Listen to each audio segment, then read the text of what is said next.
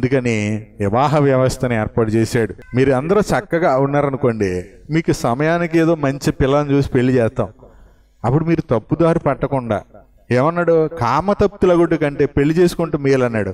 మరి పెళ్లి చేయాలంటే ఏం చేయాలి? మరి పెళ్లి చేస్తే చేసేస్తాం, ఎవరో ఒక అమ్మాయిని అబ్బాయిని ఎవరో ఒకరు పెళ్లి చేసేస్తాం. పెళ్లి చేయడం పెద్ద సమస్య ఏం కాదు. ఇప్పుడు జరుగుతున్నాయి కదా పెళ్ళిళ్ళు, మొన్నటిదాకా తెగ మోగేసినాయి, మళ్ళీ 2 నెలలు ముహూర్తాలు లేవంట, మళ్ళీ రెడీ అయిపోతారు ఈ 2 నెలల్లో కదా, చేసేస్తాం. పెళ్లి చేయడం పెద్ద సమస్య ఏం కాదు. పెళ్ళి అయిన వాడు భార్యని ఏం చేయాలి? పోషించి సంరక్షించాలా వద్దా? చెప్పండి. నేను ఒక మాట చెప్తున్నాను. అసలు పెళ్లికి అర్హత ఏంటంటే, పెళ్ళి అంటే ఏంటో తెలియటం, భార్య భర్త అంటే ఏంటో వీళ్ళు తెలియటం ఫస్ట్ ఒక ఎత్తు, దైవ సంకల్పం తెలియటం ఇంకా ప్రధానమైంది. సరే, కనీసం పెళ్లికి ఈ లోకంలో అర్హత ఏంటంటే శరీరకంగా తన ఆహారం, తర్వాత తనను నమ్మి తన భార్యగా రాబోయేటువంటి తన భార్యని పోషించి సంరక్షించే ఉన్న స్థితిలో అతను పెళ్లి చేసుకుంటా అర్హుడు. కనీసం మినిమం అది క్రమంగా పద్ధతిగా మర్యాదగా జరగాలి అనుకోండి. ఆ వివాహం జరగాలి అంటే నిజంగా మీరు ఆశీర్వాదం, ఆ వివాహం మీకు ఆశీర్వాదకరంగా ఉండాలంటే అది పెద్దలు చూచి, పెద్దలు పర్యవేక్షణలో చూసి సమకూర్చి, ఈ అబ్బాయికి ఈ అమ్మాయి అయితే బాగుంటది, ఈ కుటుంబం మన కుటుంబానికి ఈ కుటుంబానికి బాగుంటది అని అనుకొని ఒక 2 కుటుంబాలు ఏకమై వాళ్ళిద్దరిని ఒక కుటుంబంగా చేస్తే వాళ్ళు హ్యాపీ, వీళ్ళు హ్యాపీ, వీళ్ళిద్దరు కూడా హ్యాపీ కదా. అదే కావాల్సింది. ఈ లోపులోనే దాన్ని ప్రేమించో, దీన్ని ప్రేమించో, ఇంకొకరిని ప్రేమించో, ఆడిని ప్రేమించో, ఈయన్ని ప్రేమించో అలకల్లోలం చేసేసుకోవడం ముఖ్యమంటారా? ఏది బాగుంటది అంటే వీళ్ళ శరీరాన్ని కంట్రోల్ చేసుకోవడం చేత కాదు కానీ ప్రేమించేస్తారు ఎవడో ఒకళ్ళని. అబ్బాయిలేమో అమ్మాయిలు ప్రేమించి, అమ్మాయిలు అబ్బాయిలు ప్రేమించేస్తారు. కన్న తల్లిదండ్రులు ప్రేమించడం, వాళ్ళ మాట వినడం చేత కాదు కానీ ఏం చెప్తాడు తెలుసా అబ్బాయితోటి? అసలు నువ్వే నా ప్రాణం, నువ్వు లేకుండా నేను లేను, నేను ఉండలేను, నేను బతకలేను. ప్రేమించిన ప్రతి ఎదవా, మళ్ళీ చెప్తున్నాను, ప్రేమించానని చెప్పి ప్రతి ఎదవ చెప్పే ఫస్ట్ అబద్ధం ఇదే. ఎందుకు చెప్తున్నానంటే ఇలా ఇది కరెక్ట్ కాదు కానీ ఇది తప్పు కనుక తెలుసుకోమని చెప్తున్నాను అంతే. అంటే ఇంత ఘాటుగా చెప్తేనే కొంతమందికి అర్థం అవుద్ది, అందుకని చెప్తాను. అది మీ తప్పు కూడా కాదు, అది లోకం అలా నేర్పించింది. ఈ లోకంలో శరీరంలో పుట్టే కోరిక అలాంటిది. ఆ ఆడపిల్లలైనా మగపిల్లలని చెప్తున్నాను. ప్రేమించానని చెప్పి అది ప్రేమ కాదు, అది వ్యామోహం, అది ఆకర్షణ, అది ఒక నిర్జీవ క్రియ. అది ఏదైనా అవ్వండి.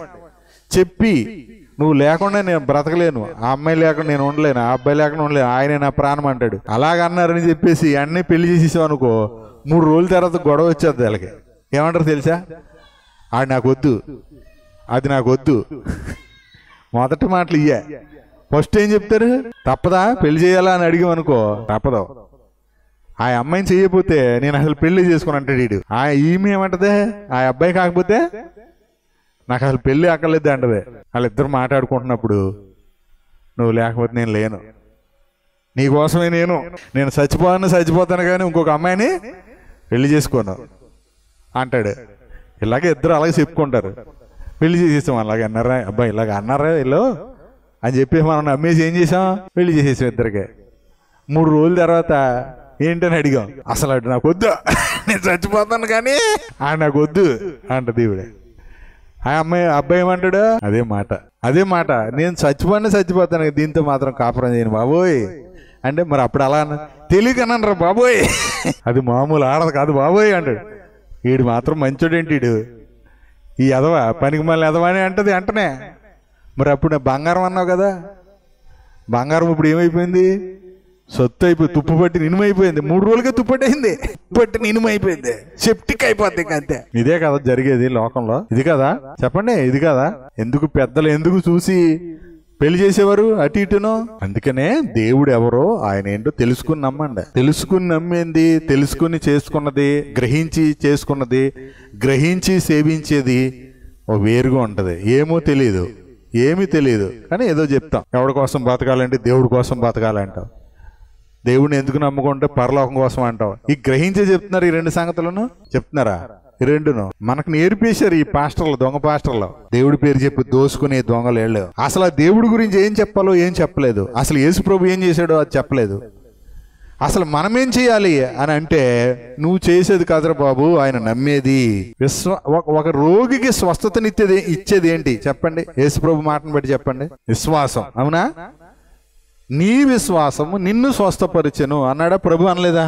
కాబట్టి ఇప్పుడు బోధకులు, స్వస్థతా వరం గల బోధకుడు అంటే ఏం చెప్పాలి?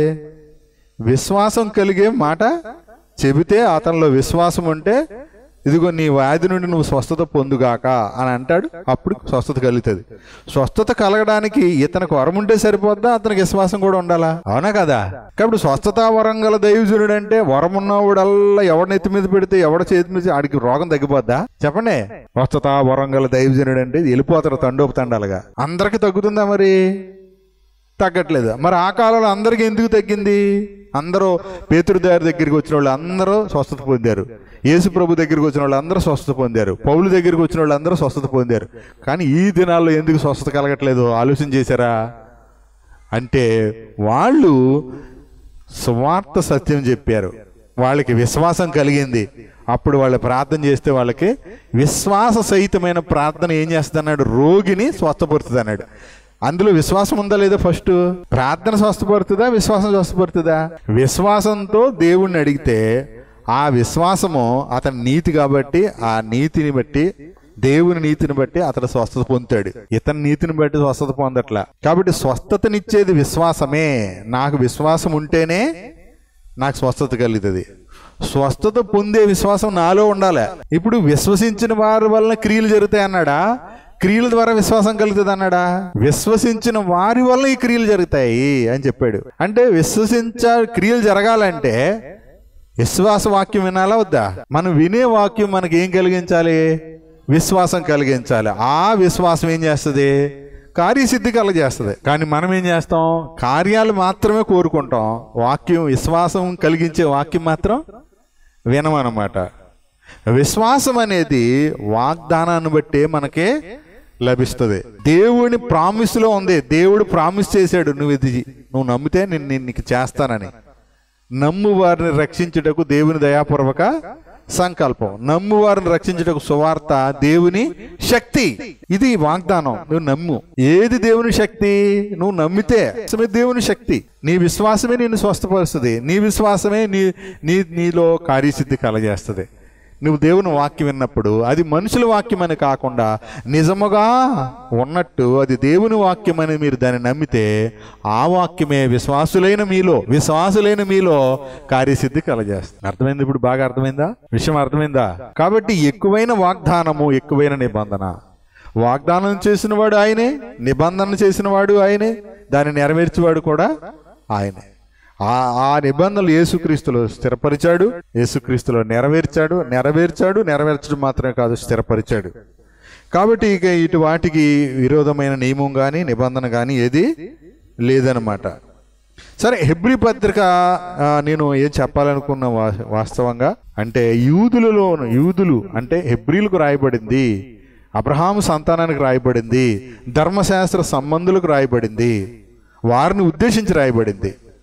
మరి ఇక్కడ చూడండి 7వ వచనం, 8వ అధ్యాయం, హెబ్రీ పత్రిక 8వ అధ్యాయం 7వ వచనం. ఆ మొదటి నిబంధన లోపము లేనిదైతే రెండవ దానికి అవకాశం ఉండనేరదు. అయితే ఆయన ఆక్షేపించి వారితో ఇలాగ చెప్పుచున్నాడు, ప్రభు ఇట్లనెను, ఇదిగో ఒక కాలము వచ్చుచున్నది, అప్పటిలో ఇశ్రాయేలు ఇంటి వారితోనూ యోధా ఇంటి వారితోనూ నేను క్రొత్త నిబంధన చేయుదును అన్నాడు. ఎవరితోటి? ఇశ్రాయేలు ఇంటి వారితోనూ. మరి అన్ని జనులు లేరు ఇక్కడ అన్ని జనులు ఉన్నారా? ఇశ్రాయేలు యోధా వారు ఇద్దరు ఒకటే కదా. వాళ్ళిద్దరూ యాకోబు యొక్క సంతానం, అబ్రహాము యొక్క వారసులు. మరి ఇక్కడ అన్ని జనులు లేరే? చూడండి, ఇశ్రాయేలు ఇంటి వారితో యోధా ఇంటి వారితో నేను కొత్త నిబంధన చేయుదును, అది నేను ఐగుప్తు దేశంలో నుండి వీరి పితరులను వెలుపలికి రప్పించుటకై వారిని చేయి పట్టుకున్న దినమున వారితో నేను చేసిన నిబంధన వంటిది కాదు. ఏమనగా వారు నా నిబంధనలో నిలవలేదు గనుక నేను వారిని అలక్ష్యము చేసి తిని. ఇప్పుడు దేవుడు లక్ష్య పెట్టేది ఎప్పుడంటే దేవుడు మనతో చేసిన నిబంధనలో మనం నిలబడితే, అంటే దేవుడు చేసిన వాగ్దానాన్ని నమ్మి నిలబడాలి. వాగ్దానములను నమ్మి నడవాలి. మనం వాగ్దానాలను నమ్మి జీవించాలా. ఇదిగో నేను మీకు తోడై ఉన్నాను అన్నాడు కదా. మిమ్మల్ని విడువను ఎడబాయను అన్నాడు. ఎప్పుడు విడువడు, ఎప్పుడు ఎడబాయడు, ఎప్పుడు విడవడు, ఎప్పుడు తోడే అన్నాడు. ఇంట్లో తోడే ఉన్నాడా? ఉన్నాడు. వీధిలో తోడే ఉన్నాడా? ఉన్నాడు. పెళ్లిలో తోడే ఉన్నాడా? ఫంక్షన్లో ఉన్నాడా? ఉన్నాడేమో. ఎక్కడైనా ఆయన తోడుగానే ఉన్నాడు. కానీ మనం ఏం చేస్తాం? ఫంక్షన్కి వెళ్ళేటప్పుడు ఆయన పక్కన పెట్టేస్తాం. ఆయన తోడుగానే ఉన్నాడు, పరిశుద్ధాత్ముడు కూడా మనలో ఉన్నాడు. కానీ మనం ఏం చేసాం? ఆయన హెచ్చరికను మరిచి విడిచిపెట్టి ముందు అక్కడ పోతాం. ఇది మన పని. సరే చూడండి 10వ వచనం. ప్రభువు చెప్పుచున్నాడు, ఆ దినములైన తర్వాత ఇశ్రాయేలు ఇంటి వారితో నేను చేయబో నిబంధన ఏదనగా, ఇది అన్ని ఇశ్రాయేలీయులుగా రాయబడ్డాయి కదా, మరి అన్ని జనులు లేరు ఇక్కడ. మనకేమైనా ఉంది ఇక్కడ వాక్యం? లేదు. వారి మనసులో నా ధర్మ విధులను ఉంచేదను, వారి హృదయముల మీద వాటిని రాయిదును, నేను వారికి దేవుడినైందును, వారు నాకు ప్రజలయ్యుందురు. వారిలో ఎవడును ప్రభువుని తెలుసుకున్నాడని తన పట్టణస్థునికైనను తన సహోదరునికైనను ఉపదేశం చేయడు. వారిలో చిన్నలు మొదలుకొని పెద్దల వరకు అందరూ నన్ను తెలుసుకుందరు. నేను వారి దోషముల విషయమై దయగలిగి వారి పాపములు నీకు ఎన్నడూను జ్ఞాపకం చేసుకున్నని ప్రభు చెప్పుచున్నాడు. ఆయన క్రొత్త నిబంధన అని చెప్పుడు చేత మొదటిది పాతదిగా చేసి ఉన్నాడు. ఏది పాతకిల్లి ఉడిగిపోవునో అది అదృశ్యమొకటికు సిద్ధంగా ఉంది అన్నాడు. అంటే పాత నిబంధన క్రొత్త నిబంధన అని చెప్తున్నప్పుడు ఈ రెండు విషయాలని ఎవరికి చెప్తున్నాడు? ఇక్కడ ఇశ్రాయేలు ఇంటి వారితో చెప్తున్నాడు, యోధా వారితో చెప్తున్నాడు. అంటే అబ్రహాం సంతానంతో చెప్తున్నాడు, ఇశ్రాయేలీయులతో చెప్తున్నాడు.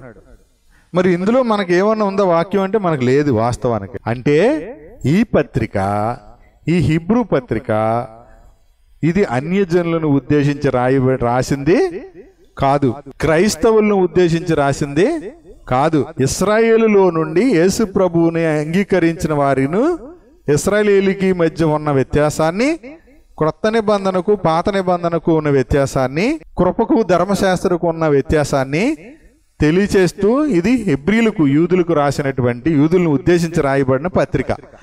కాబట్టి దీన్ని బట్టి మనం 10వ వచనంలో అంటే 10వ అధ్యాయంలో ఉన్న లేఖనాలను మనం అపార్థం చేసుకోకూడదు.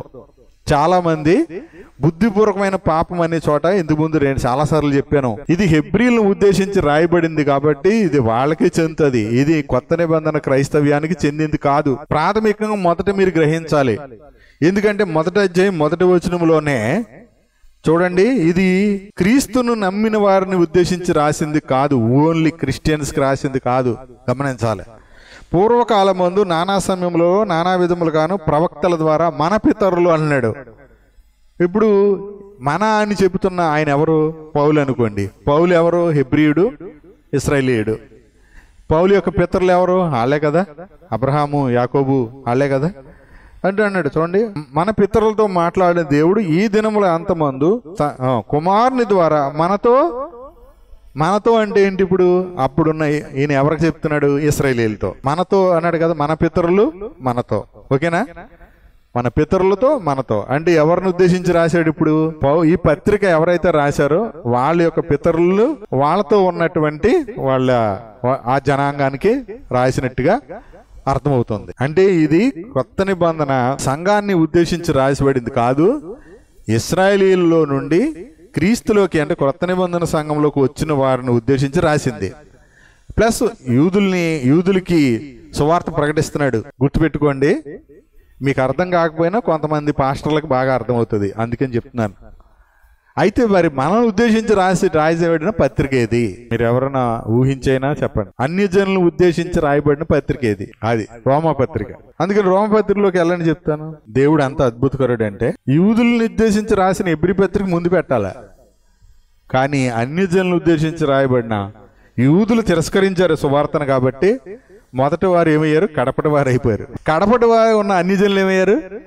మొదటి వారు అయ్యారు. అది దేవుని అద్భుత సంకల్పం. చూడండి, 2 వచనాలు చదివి నేను టైం అయింది కాబట్టి ముగిస్తాను. చూడండి, ఆ రోమాపత్రిక 1వ అధ్యాయము మొదటి 7 వచనాల్లో కూడా చూసినప్పుడు ముందు మనకు వాక్యం అవసరమైన చదువుదాం. దేవుడు తన కుమారుడు మన ప్రభువునైన యేసుక్రీస్తు విషయమైన ఆ సువార్తను పరిశుద్ధ లేఖనముల యందు తన ప్రవక్తల ద్వారా వాగ్దానము చేసిన. చూసారా ఇక్కడ ఏమొచ్చింది? వాగ్దానము. అంత అద్భుతంగా ఉంది చూసాడండి. అక్కడ పితరులతో మాట్లాడాడు ప్రవక్తల ద్వారా అని చెప్పాడు. అన్ని జనులకి ఏంటి? వాగ్దానం. మనకు వాగ్దానం ఎవరి ద్వారా? పితరులు ప్రవక్తల ద్వారా అన్నాడు కదా. వాళ్ళు ఇశ్రాయేలు ప్రవక్తలే.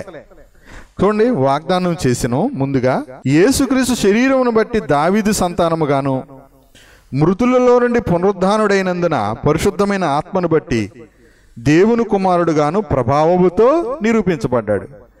ఈయన నామము నిమిత్తము సమస్త జనులు విశ్వాసమునకు విధేయులగునట్లు అన్నాడు. చూడండి. అంటే ఇప్పుడు ఇది సమస్త జనులకేనా రోమపత్రిక? రోమాలో ఉన్నవారికేనా? రోమాలో ఉన్నవారికి మొదలు పెట్టాడు. రోమాలో క్రీస్తునందున్న పరిశుద్ధులు ప్రియులందరికీ, దేవుని ప్రియులందరికీ, అనగా పరిశుద్ధులుగా ఉండుటకు పిలువబడిన వారికి శుభమని చెప్పి రాయండి అన్నాడు. చాలా అద్భుతం ఉంది. ఎంత అద్భుతం! మనం కూడా పిలువబడ్డాం కదా క్రీస్తు చేసినందు, మనం కూడా పరిశుద్ధులమే కదా. ఈయన నామము నిమిత్తము సమస్త జనులు విశ్వాసమునకు విధేయులగునట్లు ఈయన ద్వారా మేము కృపను పొందితిమి, అపోస్తలత్వాన్ని పొందితిమి. మనం కూడా కృపను పొందాం. మీరును వారిలో ఉన్నవారై, అంటే విశ్వాసమునకు విధేయులైన వారిలో ఉన్నవారై యేసుక్రీస్తు వారుగా ఉండుటకు పిలువబడ్డారు. ఇప్పుడు అన్ని జనులు ఎవరు వారయ్యారు? యేసుక్రీస్తు వారు. క్రీస్తు శరీరం అయ్యారు. కాబట్టి దేవుడు అన్యాయస్తుడు కాడు, దేవుడు అందరికీ దేవుడే. కాబట్టి ఈ వాగ్దానాన్ని బట్టి అబ్రహాముతో మనకు ఎలా సంబంధం ఏర్పడిందో కూడా చెప్పాడు. చెప్తూ అది 4వ అధ్యాయంలో చెప్తాడు.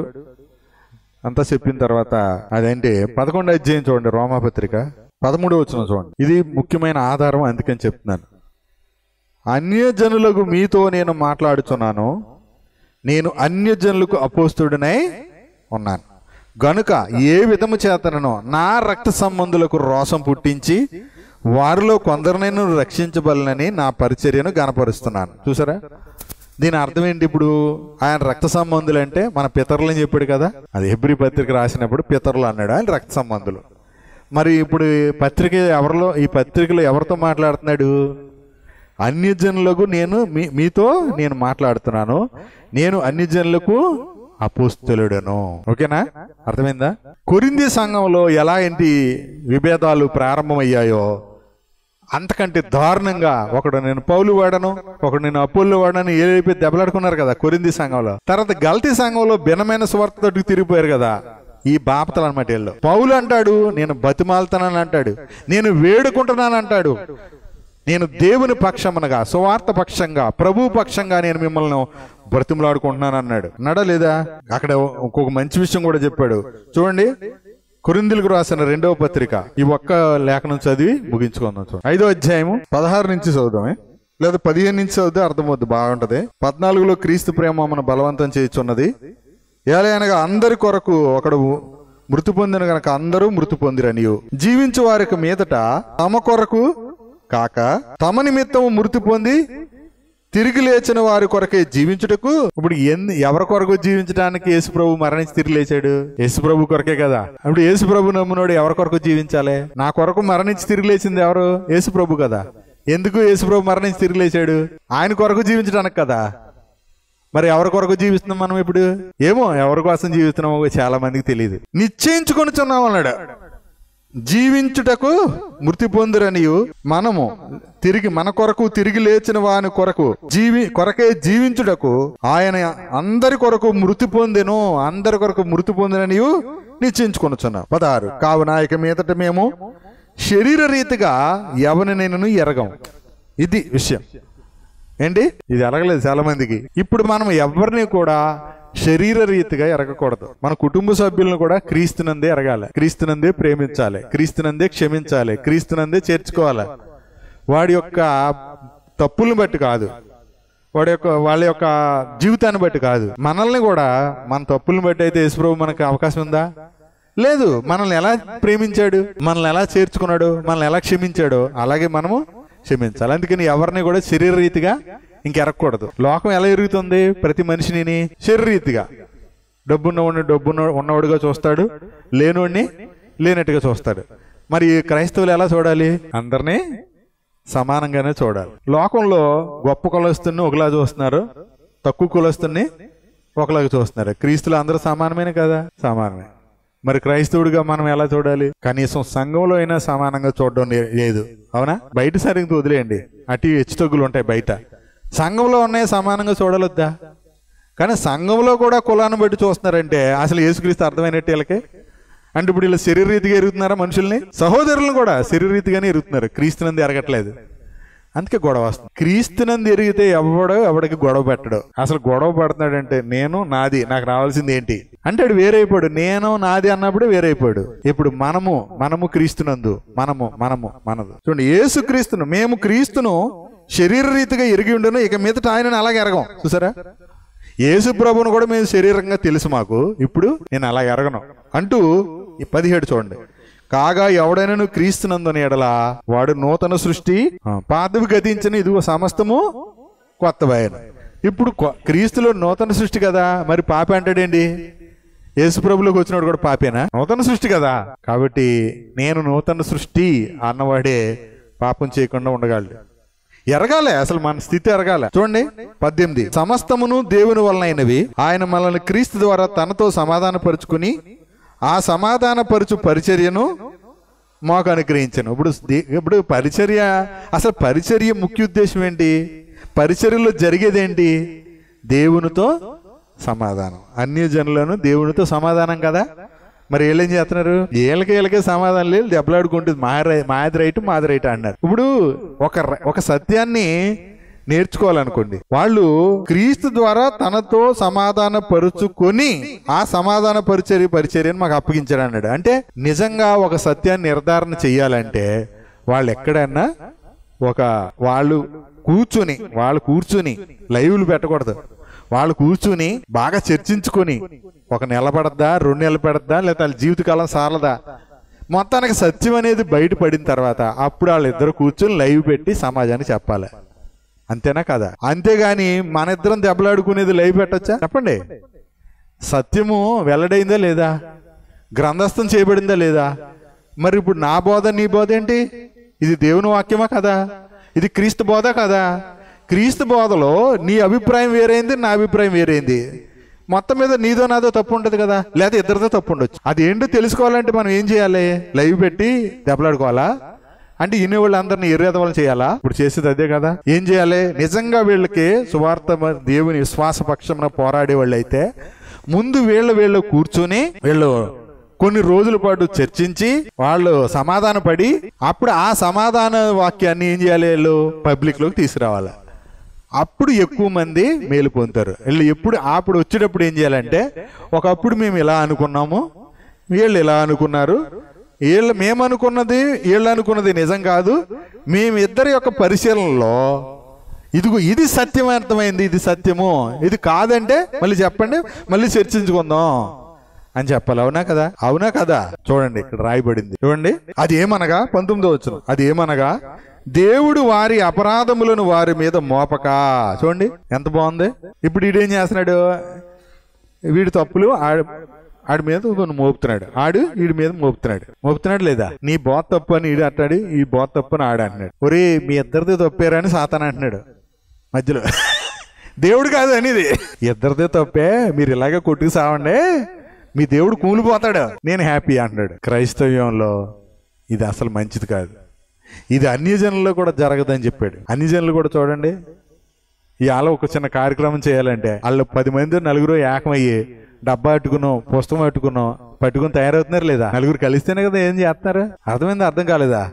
అంటే ఏదైనా చేయాలంటే ఐక్యతగా అవుతున్నారా? మరి ఇది ఇక్కడ అసలు ఏక శరీరం అనే నియమంలో ఉన్నాం కదా మనం, క్రీస్తు సంఘం కదా మనం, మరి ఎందుకు ఈ విభేదాలు ఉన్నాయి? చూడండి ఏమన్నాడు తర్వాత, క్రీస్తునందు లోకమును తనతో సమాధాన పరుచుకునుచు ఆ సమాధాన వాక్యమును మాకు అప్పగించెను. ఇప్పుడు సువార్త చెప్పడం అంటే దేవునితో సమాధాన పరచడం కదా, ఆ పరిచర్య కదా వీళ్ళకి అప్పగించింది. మరి వీళ్ళకే సమాధానం లేకపోతే వీళ్ళు సమాధాన సువార్త ఎలా ప్రకటిస్తారు చెప్పండి? ఇది మొదటిది. రెండో చూడండి, కావున దేవుడు మా ద్వారా వేడుకున్నట్టు మేము క్రీస్తుకు రాయబారులమై దేవునితో సమాధాన పడుడని క్రీస్తు పక్షంగా మిమ్మల్ని బ్రతిమాలుకుంటున్నాం. చూసారా? ఏమైనా అర్థమైంది మీకు? మా ద్వారా వేడుకున్నట్టు మేము క్రీస్తుకు రాయబారులమై అంటే ఇప్పుడు వీళ్ళు ఎవరికి రాయబారులు? ఇద్దరు క్రీస్తుకు రాయబారులే కదా. మరి రాయబారులుగా ఉన్న ఏళ్ళ దెబ్బలాడుకుంటే ఎప్పుడు దేవునితో సమాధాన పడుడని మిమ్మల్ని బ్రతిమాలుకుంటున్నాం అన్నాడు. ఇప్పుడు వీళ్ళిద్దరూ కలిపి ఏం చేయాలి? సమాధాన పడి వీళ్ళిద్దరూ ఏం చేయాలి? దేవునితో సమాధాన పడండి అని క్రీస్తు పక్షంగా వీళ్ళు బతిమాలుకోవాలి. అంతేనా? అది పోయి ఏళ్ళ దెబ్బలాడుకుంటూ ఏక ఆత్మ కానీ ఏక మనసు కానీ ఏకాభిప్రాయం కానీ, యేసుక్రీస్తు గురించి ఏకాభిప్రాయం ఉంది వీళ్ళకి? ఏకత్వం ఉందా? లేదు. సువార్త గురించి ఏకత్వం ఉందా? లేదు.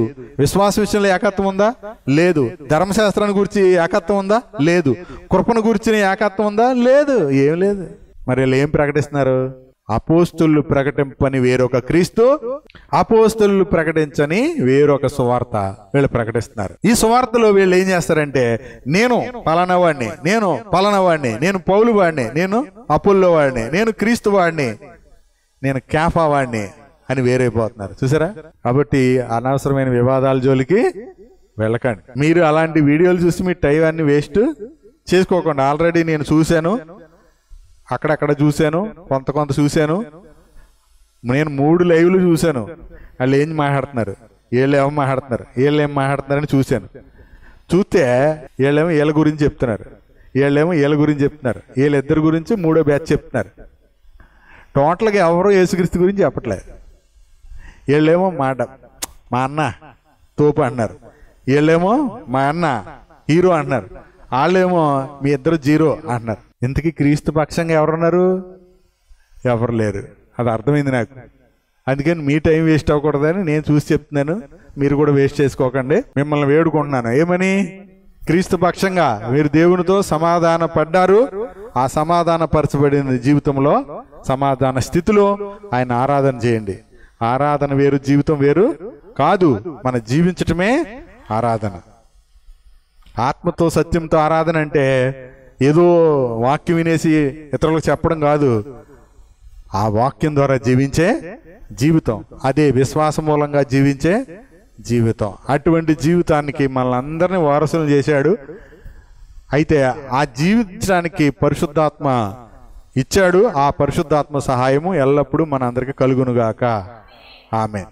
క్రీస్తునందు దేవుని కృప మన అందరి ఆత్మలకు తోడేయుండునుగాక.